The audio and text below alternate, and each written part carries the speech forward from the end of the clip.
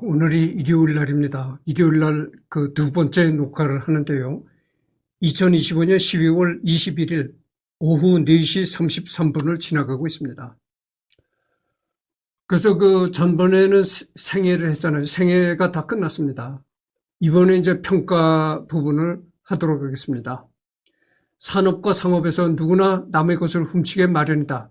나 자신도 많은 것을 훔치면서 살았다.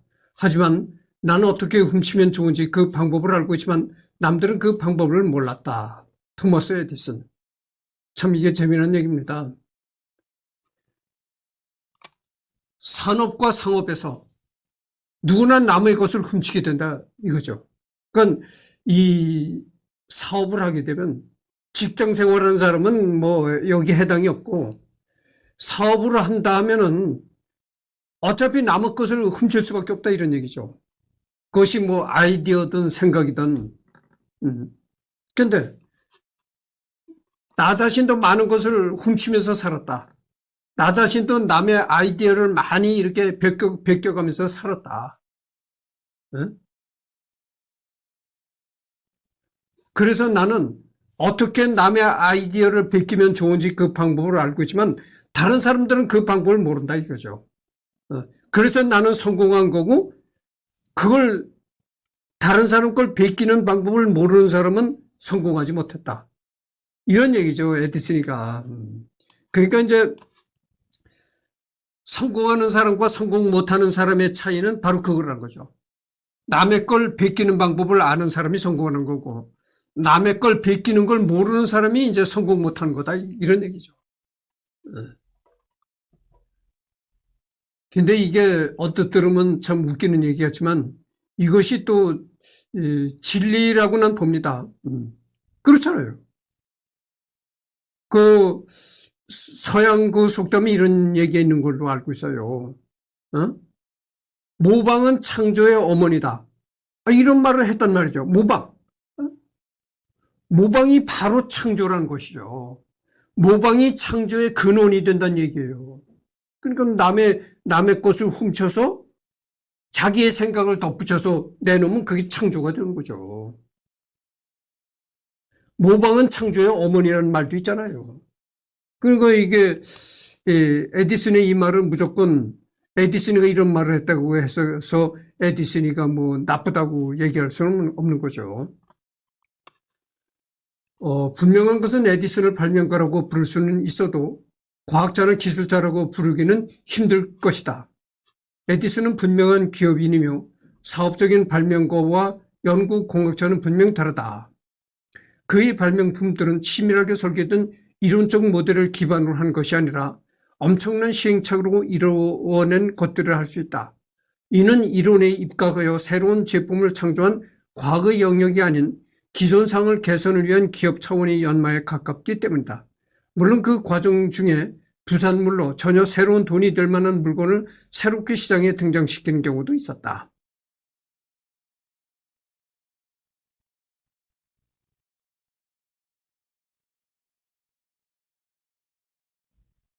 에디슨은 분명히 기업을 해서 성공한 기업가이기도 했다. 그렇지만 공학자와는 차원이 다르다 이거죠. 그래서 여기 보면 이런 얘기가 나오는데 이게 뭐냐면 에디슨이가 만들어냈다는 거는 무수한 시행착오. 그리고 남의 또 남이 만들어냈다가 실패한 물건을 아이디어를 이제 갖다가 거기다가 이제 더 이제 단점을 극복해서 내놓은 거. 그건 에디슨이가 뭐 초등학교도 졸업 못했잖아요. 그러니까 초등학교도 졸업 못한 사람이 어떤 물건을 뭐 만들어낸다 할 적에는 엄청난 실패를 반복할 수밖에 없다고죠. 뭐 전혀 이론적인 기반이 없잖아요. 어떤 물건을 만들어도 그 어떤 이론적인 공학이나 과학적인 이론을 기반으로 해서 물건을 만들어낸 것이 아니고 그런 이론적인 지식적인 기반이 없이 그저 실패하고 또 다듬고 무수한 실험과 반복 끝에 내놓는 것들이다 이 말이죠. 그러니까 뭐 에디슨을 기업가라고 할 수는 있지만 과학자나 공학자라고는 할 수 없다 이런 얘기죠. 과학자나 공학자라는 건 뭐냐면은 이론을 바탕으로 한 사람이 과학자나 공학자라고 할 수 있는 것이지. 그러니까 이론적인 기반을 갖추고 있는 사람을 과학자나 공학자라고 할 수가 있는 것이지. 에디슨은 그런 이론적인 기반이 없이 물건을 만들어낸 사람이다 이거죠. 간혹 에디슨을 어렸을 때 보여준 실험 일화와 전구를 발명해낸 일화를 합쳐 아이작 뉴턴, 마리 퀴리, 알베르트 아인슈타인 등과 묶어서 훌륭한 과학자로 묘사하는 경우가 있는데 이는 명백히 잘못된 묘사인 셈이다. 그렇죠. 그래서 뭐 어떤 사람들은 이 에디슨을 아이작 뉴턴, 뭐 마리 퀴리, 아인슈타인 이런 사람들과 같은 레벨로 이렇게 생각하는 사람들이 있는데 그건 잘못된 거다 이런 얘기죠. 생각해보세요. 뉴턴, 뭐 마리 퀴리, 아인슈타인 이런 사람들은 정말 과학자거든. 응? 이론적인 과학적인 지식을 갖춘 그런 정말 과학자단 말이죠. 그러나 에디슨은 그런 과학적인 지식이 없이 그냥 물건을 만들어낸 사람이다 그죠. 그러니까 이런 사람들과 같은 레벨로서 취급하면 안 된다 이런 얘기입니다. 에디슨은 행적만 보자면 전대의 제임스 와트, 후대의 스티브 잡스와 유사한 사람이다. 그러니까 에디슨은 뭐 뉴턴, 아인슈타인 이런 사람들과 같은 급이라고 볼 수는 없고 제임스 와트, 이 증기기관차를 만든 제임스 와트나 그다음에 요즘에 스티브 잡스가 있었잖아요. 몇 년 전에 세상을 떠난 스티브 잡스 이런 사람들과 같은 급의 사람들이었다 이런 얘기입니다. 같은 급의 사람이었다 이런 얘기죠.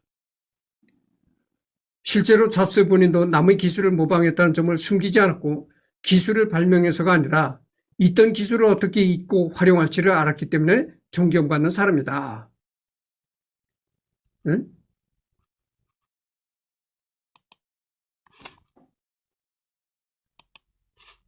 방금 전에 내가 뭐라 그랬습니까? 응? 모방은 창조의 어머니라고 한다고 내가 얘기했잖아요. 모방이 창조의 근원이다 이런 말이 있잖아요. 모방이 창조의 어머니라는 겁니다. 그래서 뭐 무조건 남의 것을 무조건 남의 것을 그대로 카피해서 뭐 팔아먹는다는 건 잘못이겠지만 남의 아이디어를 갖다가 그 아이디어를 좀 더 개선을 하고 업데이트를 시키고 그래서 단점을 개선해서 내놓으면 그게 또 새로운 물건이 창조가 되는 겁니다. 스티브 잡스도 이렇게 얘기를 했다잖아요. 물론 과학자와는 거리가 멀지만 발명을 많이 한 것은 사실이다. 근대 사회에 관련된 물품으로 한정시 세계에서 가장 많은 제품을 개발해 내놓았으며 정확한 개수조차 가늠이 안 될 정도로 많다. 아인슈타인을 갖다가 과학자라고 말을 할 수는 없지만 그러나 어떤 과학자도 이렇게 많은 물건을 세상에 내놓은 과학자가 없다. 이런 얘기입니다. 아니 아인슈타인을 과학자라고 얘기는 할 수는 없지만 이 세상에 어떤 과학자가 이렇게 아인슈타인처럼 많은 물건을 만들어서 세상에 내놓은 사람이 어디 있겠는가. 그렇잖아요. 아인슈타인이 이렇게 만들어서 이 세상에 내놓은 물건을 여기 보잖아요. 정확히 개수가 몇 개인지 셀 수조차 없다는 거예요. 정말 아인슈타인이 유인이죠. 그러니까 유인. 기록에 따라 다르지만 아인슈타인 내가 또 말을 자꾸 이렇게 헷갈렸네. 아인슈타인이 유인이 아니라 에디슨이 유인이죠. 에디슨은 정말 유인인 겁니다. 기록에 자꾸 말이 이렇게 헛나와 이해하시기 바랍니다. 기록에 따라 다르지만 에디슨의 발명품은 적게는 1 0 9 3개에서 2 3 3 2개까지 다양하다. 에디슨의 발명은 많고 적음을 떠나서 세계사와 발전에 실질적으로 실생활에 큰 변화를 가져다 주었기에 종합적인 업적을 가려서 보통 발명왕 에디슨이라고 부른다.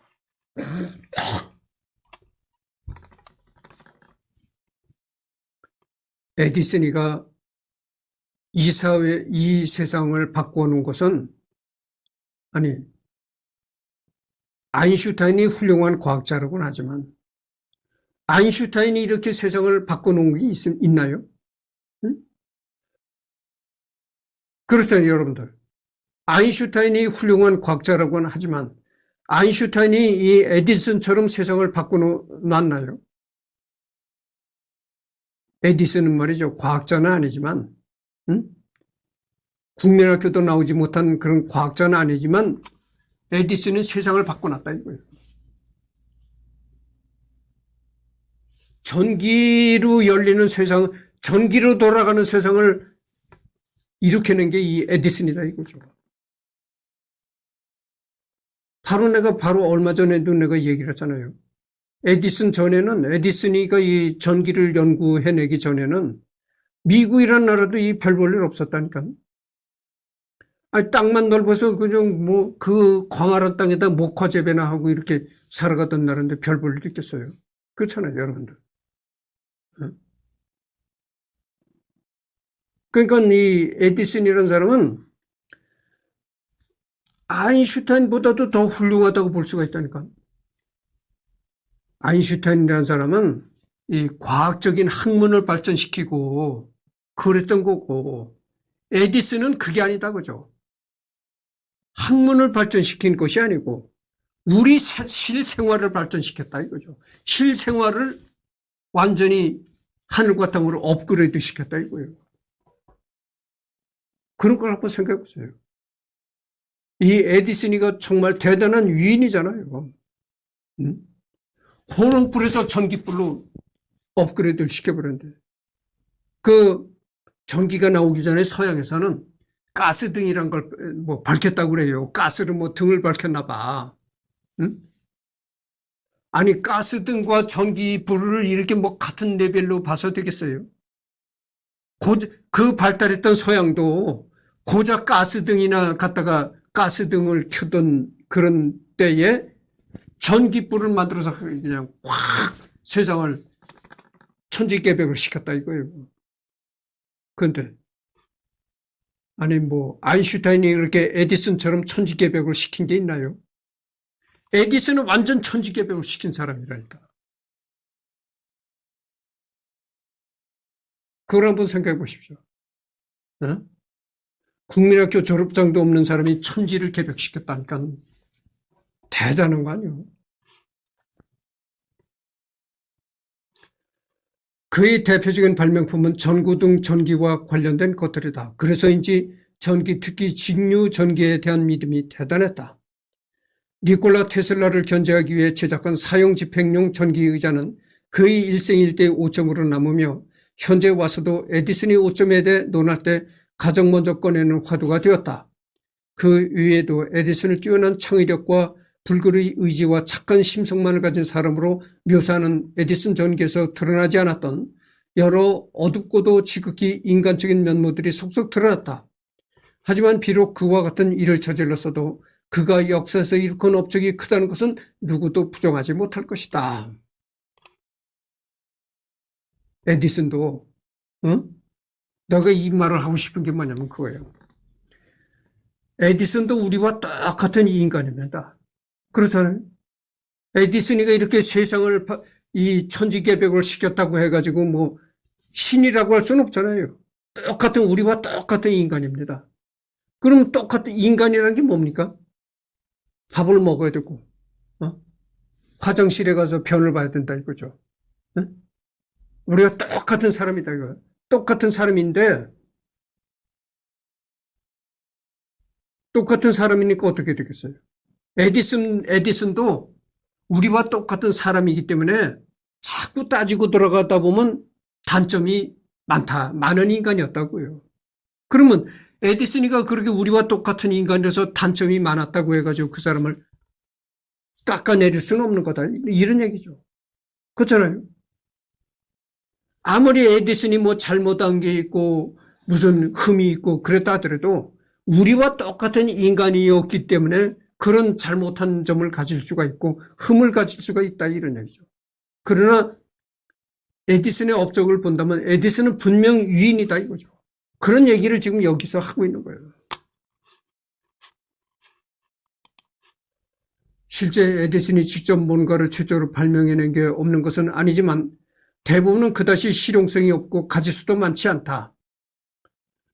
그러나 에디슨이 최초로 발명한 것 중 가장 유명한 축음기 등을 보면 그의 발명 능력을 저평가당할 이유는 없으며 또한 에디슨은 최초의 물건이 있었지만 당시 사람들에게는 다소 생소했거나 불편한 점이 많았던 여러 발명품들을 모두가 쓸 수 있도록 상용화시킨 사업고로 볼 수 있다.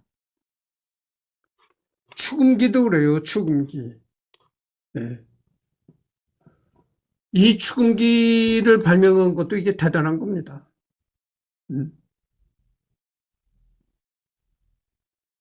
여러분 역사학자들이 뭘로 역사를 얘기를 하겠습니까? 타임머신을 타고 뭐 과거로 여행을 갔다고 와서 뭐 얘기를 하겠어요? 그게 아니거든. 기록된 문자를 가지고 이제 문자를 읽어보고 얘기를 한단 말이죠. 그게 바로 역사잖아요. 문자를 가지고 이제 문자를 읽어보고 이제 이론을 논하고 얘기를 논한다 이거죠.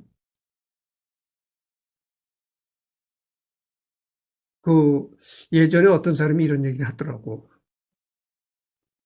한 사람이 역사를 전공한 한 사람이 이제 뭐 세종대왕 시절에는 어떻고 세종대왕 시절에 최만리라는 대신이 한글 창작을 많이 반대를 했다.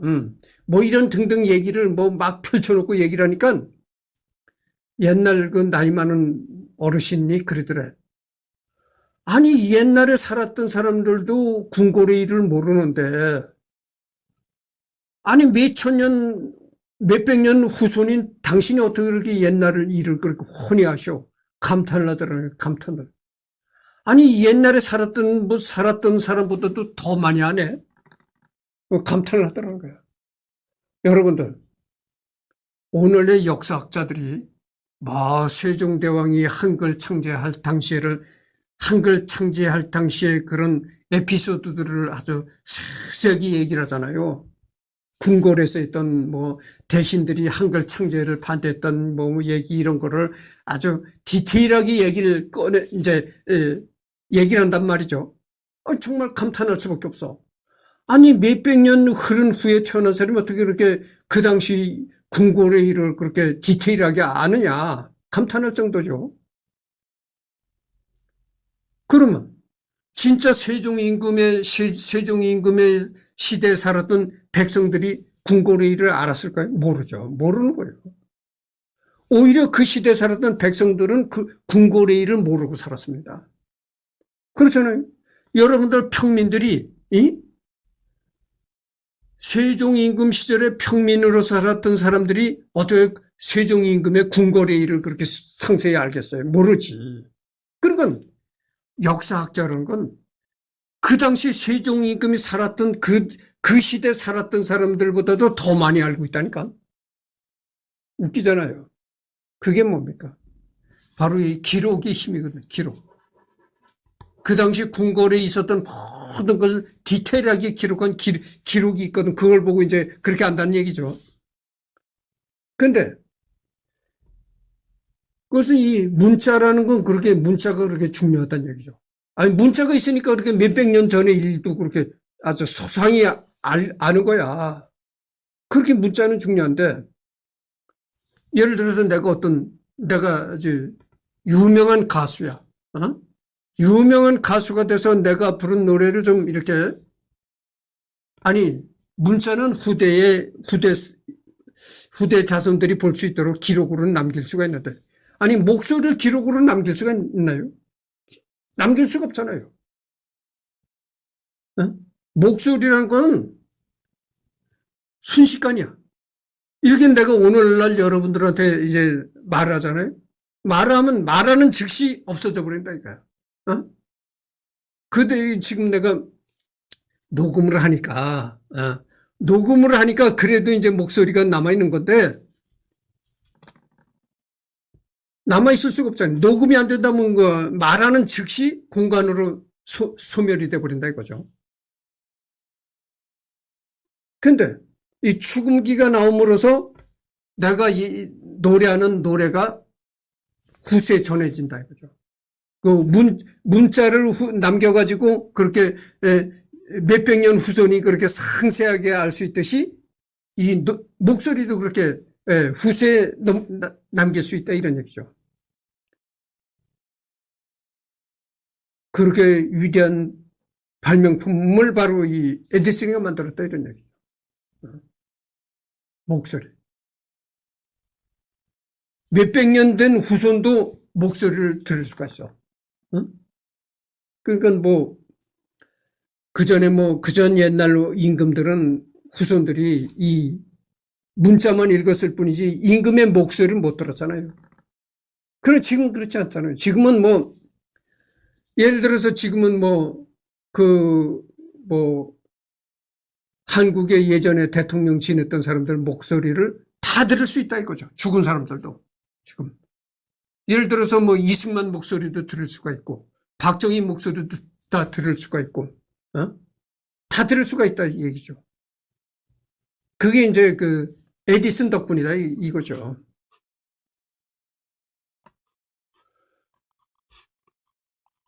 혁신과 개량은 에디슨을 빛나게 해준 능력인데 개량이라는 건 기존 제품을 베이스로 에디슨 본인만의 기술적 시스템과 알고리즘을 수정해 추가 개발하는 것이고 에디슨은 실용화에 문제가 많았던 기존의 시판품을 뜯어 고쳐 모두가 널리 쓰도록 실용화했으니 발명왕이라고 불리는 것이 잘못된 것은 아니다. 에디슨 발명품의 절반 이상은 따지고 보면 남의 발명품을 상용화한 개량품이지만 그럼에도 불구하고 오늘날까지도 발명왕이라고 칭송받는 이유는 이론상으로만 존재했거나 이미 상품화되어 출시되기는 하지만 특이한 기능이 있는 신기한 물건 정도로만 여겨지거나 원시적이고 조잡해서 실용성이 없어 시장에서 큰 인기를 얻지 못했던 것들을 개량해서 실생활과 밀접한 관계를 맺을 수 있게 한 점이 크다. 남의 것을 남이 발명했다가 세상에 내놨다가 그것을 호평을 받지 못해서 이제 없어진 거. 그런 걸 갖다가 자기가 다시 거기다가 이제 업그레이드를 시켜서 내놔서 히트를 쳤다. 그랬다고 해가지고 에디슨을 깎아내릴 수는 없다. 이런 얘기입니다. 이게. 그래도 어디까지나 에디슨은 발명왕이다. 이런 얘기예요. 방금 전에 내가 또 한 얘기를 되풀이할 수밖에 없는데 창조는 모방의 어머니라고 했잖아요. 아니 모방은 창조의 어머니라고 했다. 내가 또 말을 이렇게 잘 그랬는데 잘못했는데 모방은 창조의 어머니라고 했잖아요. 모방은 창조의 어머니인 겁니다. 그거를 모방은 창조의 어머니다 그 말을 실천한 사람이 에디슨이에요. 물론 이 과학자가 아니라는 평가는 그가 세간적인 인식의 과학자가 아니라는 뜻이지 그가 발명한 방식이 비과학적이라는 이야기는 아니다.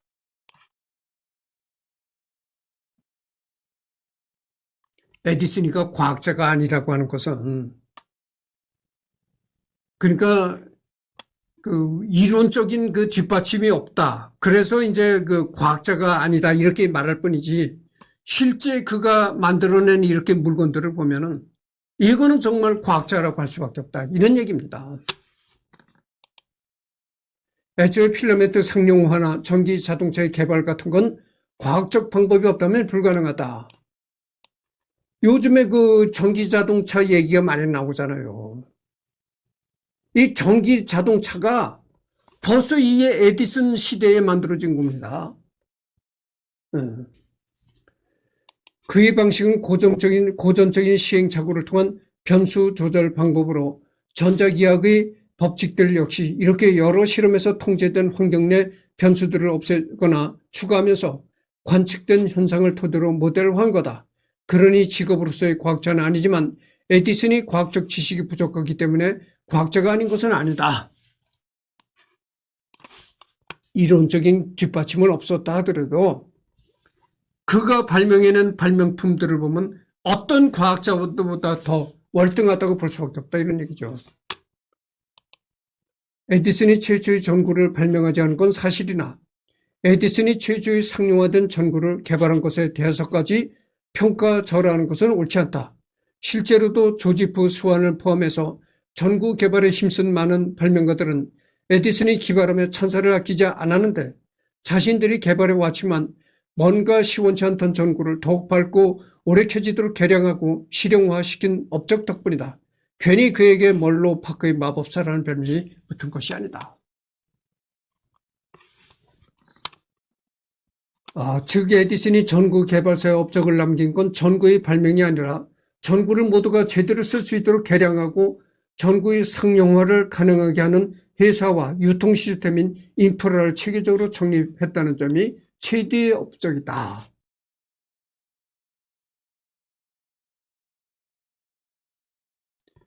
그러니까 예전에 그 전구를 개발했던 사람들은 단지 전구 하나만을 개발해냈는데 에디슨은 그게 아니라는 거죠. 이 전구를 사용하기 위해서는 여러 가지 부수적인 뭐 발전기도 필요하고 여러 가지 필요하잖아요.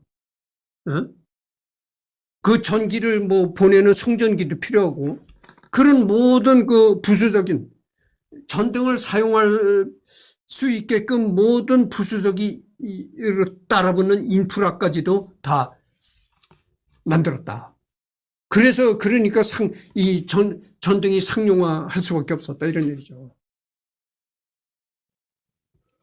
전구만 발전시킨 게 아니라 개량된 발전기와 배전반, 송전선, 변압기, 소켓, 스위치, 안전 퓨즈, 적선 전력계 등 전기 사용과 관련되는 주변 기기까지도 같이 창조해냄으로써 전기 문명 시대를 연 것이다. 발전기든지 전동기든지 하나 하는 것들을 달랑 하나만 둘 정도만 만들고 끝낸 사람들과는 차원이 다른 것이다. 여기 있잖아요. 내가 이 에디슨을 하면서 여러 가지 내가 자꾸 말을 덧붙이게 되는데 나도 참 재밌습니다. 응? 아니 내가 해겔 얘기를 할 때 이렇게 여러 가지 얘기를 덧붙였나요?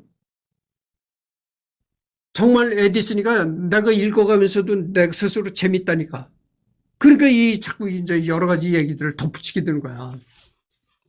그렇잖아요. 만약에 여기 이 얘기가 그겁니다. 만약에 에디슨이가 전구 하나만 달랑 발명해서 세상에 내놓았더라면 그 전구도 실패했다고 하죠. 근데 그게 아니라 에디슨은 전구만 만들어낸 것이 아니라 그 전구를 사용하려고 보니까 뭐 발전기도 필요하고 송전선, 변압기, 소켓, 스위치, 뭐 안전 퓨즈. 지금 안전 퓨즈라는 게 뭡니까? 지금 말하는 두꺼비집이죠. 이게 다 필요한 거야. 그 전구 하나만 달랑 만들어내면 그게 세상에서 쓸모가 없는데 전구를 사용하려면 그 전구를 사용하기 위해서 여러 가지 주변 기계들이 필요하다. 그런 주변 기기까지 다 에디슨이 만들어냈다. 그러니까 정말 전구가 쓸모가 있는 기계가 되는 겁니다. 전구 하나만 달랑 만들어냈으면 이게 쓸모가 없는 기계, 쓸모가 없는 전구라는 게 쓸모가 없잖아요. 네? 전구가 전기불을 켜려면은 전등불을 켜려면 전구도 있어야 되겠지만 발전기도 있어야 되고 발전기에서 일으킨 그 전기를 송전하는 전기줄도 있어야 되고 변압기도 있어야 되고 뭐 여러 가지 수없이 많은 물건들이 따라 붙어야 된다 이런 얘기지. 그런 게 있어야 비로소 전등불이 켜지는 거다.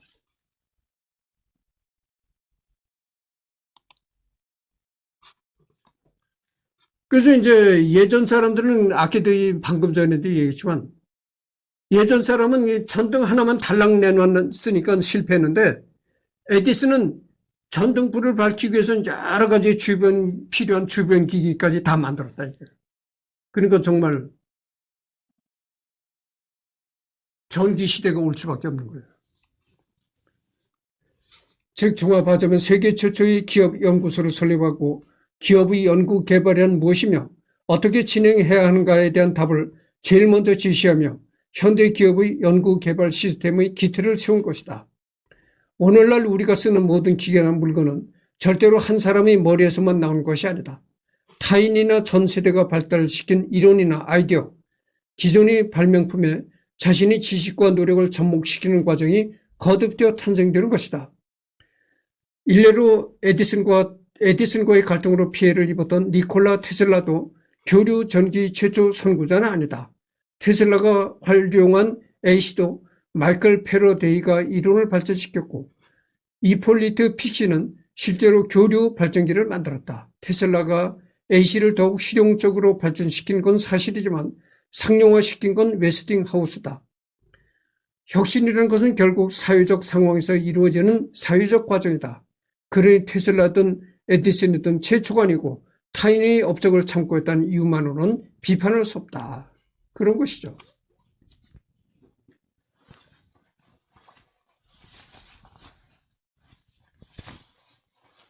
타인의 아이디어를 갖다가 자기의 생각을 덧붙여서 만들어냈다고 그를 비판할 수 없는 거다, 이런 얘기입니다. 또 한 번 얘기합니다만 모방은 창조의 어머니잖아요. 독점적 특허와 관련해서도 여러 가지 시각이 있는데 알습 신잡에서 에디슨 바를 자처한 정재승이 에디슨이 특허를 가지는 것에 대해 옹호했는데 당신은 저작권에 대한 개념이나 보상이 희박했으며 특허권에 대한 대기업의 침해도 비일비재했다고 한다. 개인 개발자나 중소업체의 특허를 마음대로 침해하고 복제품을 내놓고는 소송에 걸리면 자본을 앞세우고 시간을 장기간 끌어가며 결국 원특허권자가 재산만 날리고 특허는 포기하게 만든 일도 흔했다. 이런 상황 속에서 에디슨은 오히려 직원들이 특허를 회사 이름으로 낸 뒤 직원에게는 해당 특허 개발에 대한 충분한 보상을 지급하고 해당 특허를 다른 기업이 침해할 경우 회사 차원에서 법적 대응하는 식으로 특허를 보호하는 것으로 보는 게 옳다. 또한 이 방식은 현재의 대기업들도 애용하는 보호 방식이다. 기업이 특허권을 보호하기 위하여 어떤 행동을 해야 하는지를 에디슨이 제일 처음 했다고 볼 수 있다.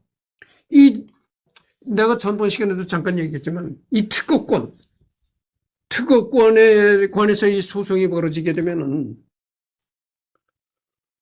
이거는 정말 개인이 감당하기 힘들다, 이런 얘기죠. 아니, 특허에 관한 분쟁이 한 달, 두 달로 재판이 돼서 결과가 나오는 것도 아니고, 빨라야 2, 3년, 응? 늦으면 10년까지 재판이 진행된다, 이거예요. 그러니까 그 개인이 그렇게 지리하게 오래가는 재판을 견딜 수가 있나요?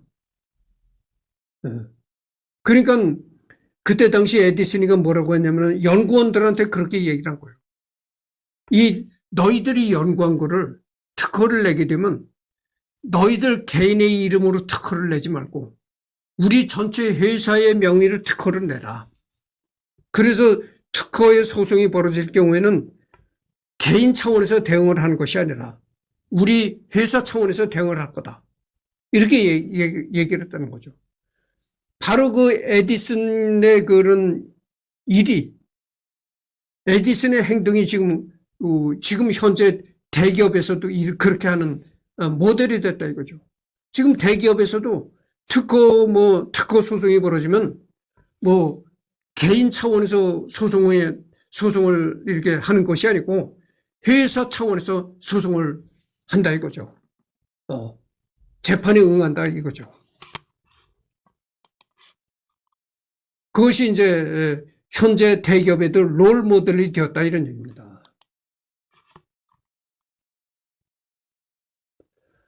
가족관계. 에디슨은 한평생 발명 사업에 힘썼지만 가족에게는 정말로 소홀했다. 첫 번째 배우자를 쓸만한 발명품을 만들어내지 않는다고 구박했고 대학 교육에 대한 콤플렉스 탓에 자식들을 모조리 공과대학으로만 보냈다.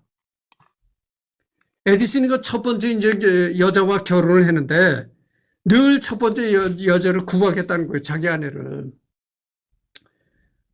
쓸만한 발명품을 못 만들어낸다. 아이디어를 못 낸다 해가지고 구박을 했고, 자기가 이제 에디슨 자신은 이제 초등학교도 못 나왔다고 했잖아요.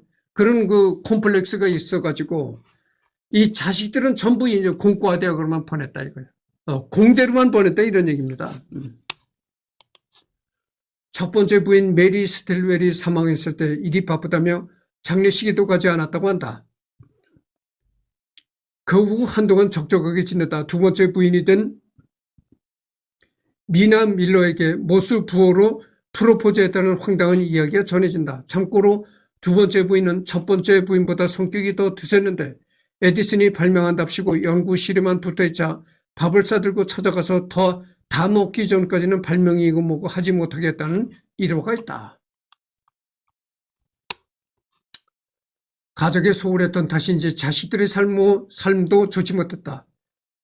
첫 부인 소생이 이남 일녀 중 둘째인 장남 토머스 대시의 에디슨 주니어는 전기 활력 회복기라는 이름 붙인 가짜 건강기계를 만들어 팔다가 고발당하는 등 아버지 이름을 빌려 사기나 치는 사기꾼이었다. 이 에디슨이가 자기가 초등학교도 못 나왔다는 그런 콤플렉스 때문에 자기 자식들은 전부 다 이제 공대를 나오게 했다고 얘기를 했잖아요. 근데 공대까지 전부 다 졸업시켰는데 어디가 변변한 직장에 취직이라도 해서 살아갔어야지. 사업을 한다 합시고 이게 여기 보면 그 전기 활력 회복기라는 그렇게 사기성에 가까운 기계를 만들어서 가지고 이렇게 사기를 치고 돌아다니다가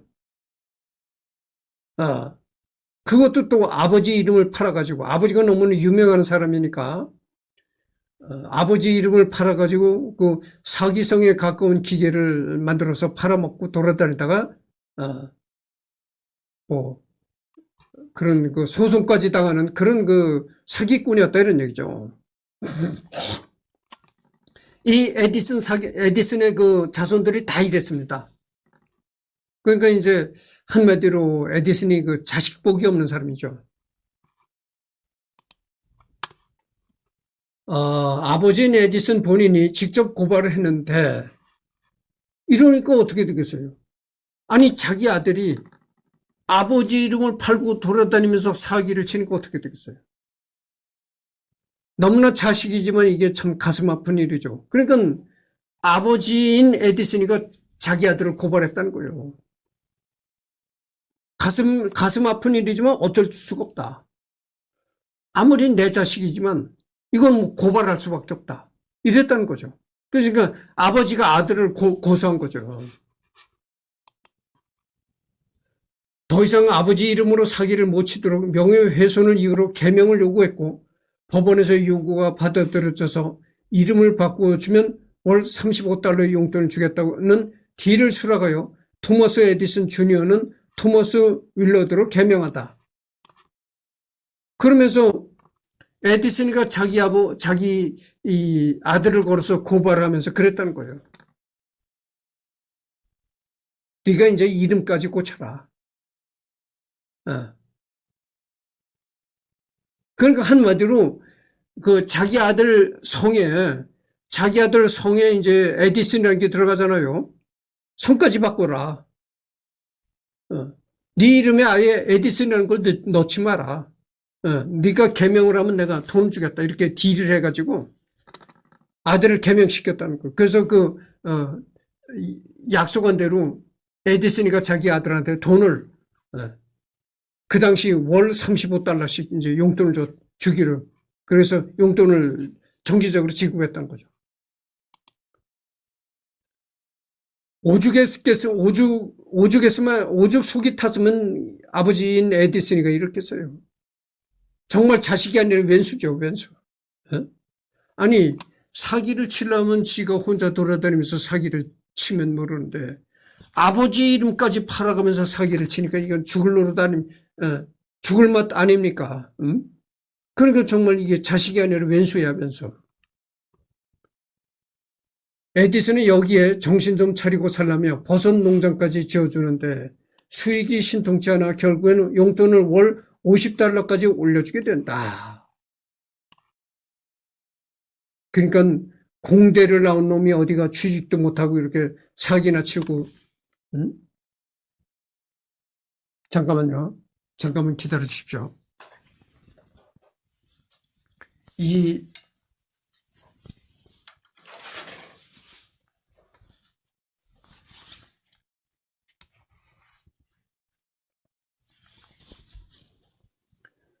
핸드폰의 전원이, 여러분 잠깐만요. 핸드폰이 전원이 다 돼가지고,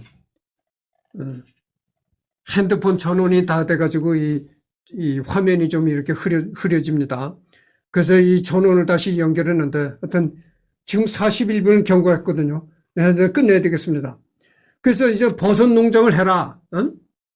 버섯 농장을 하라고 버섯 농장을 하면서 살아가라고 해가지고 농장까지 차려줬는데 또 그나마 수익이 신통치 않아서 아버지한테 또 손을 벌렸다. 그래가지고 월 $50씩 이제 용돈을 계속 주는 생활을 했다 이런 얘기입니다. 그래서 하여튼 전번 시간에도 얘기했지만 이 에디슨은 굉장히 자식복이 없었어요. 모든 자식이 이렇게 다 에디슨의 속을, 아버지의 속을 썩히면서 살았습니다. 정말 자식이 아니라 왼수죠. 그래서 42분을 경고했는데 여기서 끝내고, 에디슨의 가족에 관한 얘기는 다음 시간에 계속하도록 하겠습니다. 오늘은 더 이상 녹화가 없고요. 다음 주말에 가서 녹화를 하도록 하겠습니다.